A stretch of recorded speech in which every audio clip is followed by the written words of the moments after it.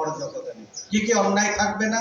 এখানে কোনো মলম পার্টি থাকবে না, এখানে কোনো এই চাঁদা ছিনতাইকারী থাকবে না, এখানে অতিরিক্ত টিকিট আদায় হবে না, কালোবাজারি হবে না, মহিলা যাত্রীদের বিশেষ করে কোনো হয়রানি করা হবে না।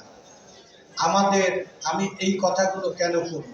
আমি এই কথাগুলো বলার জন্য আমাদের ট্রাফিক ক্রাইম বিভাগের নজরুল সাহেব আপনাদেরকে বলেছেন, আমি তারই অন্য একটা শব্দ বলব যে আমরা 1 মাস রোজা রাখি আল্লাহর সন্তুষ্টির জন্য।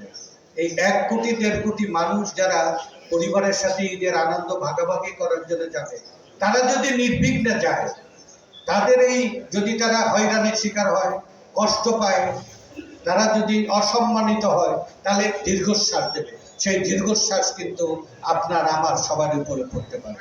যদি তারা সন্তুষ্ট হয়, এর সোয়াব আপনার উপরে পড়বে। একজন তো অন্তর্যামী আছে উপরে, তাহলে তার সোয়াব এবং তার রহমত আপনি পেতে পারেন।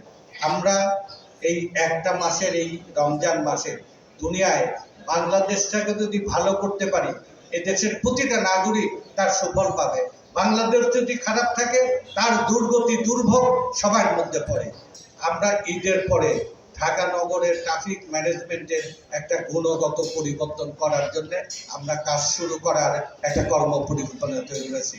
ঢাকা এয়ারপোর্ট থেকে যে কোনো একটা বিদেশি নামার পরে যানজট, হয়রানি এবং এই অচল অবস্থা এবং প্রতিটা এই বিশৃঙ্খলা, তারা বাংলাদেশ সম্পর্কে একটা বাজে মন্তব্য করে।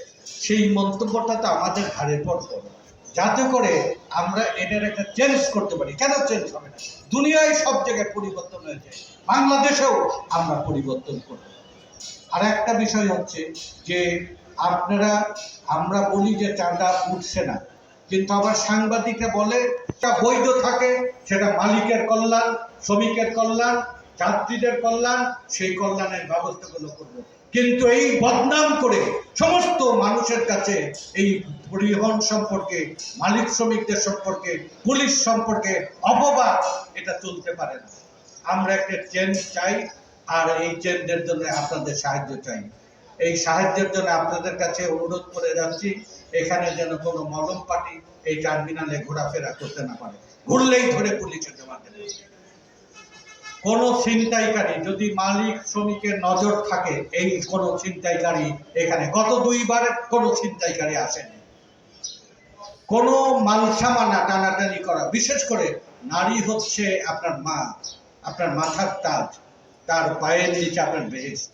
সেই মা মনে করে তাদের প্রতি আপনি সদয় হবেন, ভালো আচরণ করবেন, আল্লাহ নিশ্চয় আপনাকে প্রতিদান দেবে।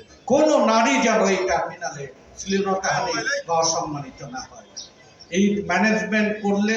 এবং গতবার আমাদের কিন্তু অফিসিয়ালি অনেক ধন্যবাদ দিয়েছিল।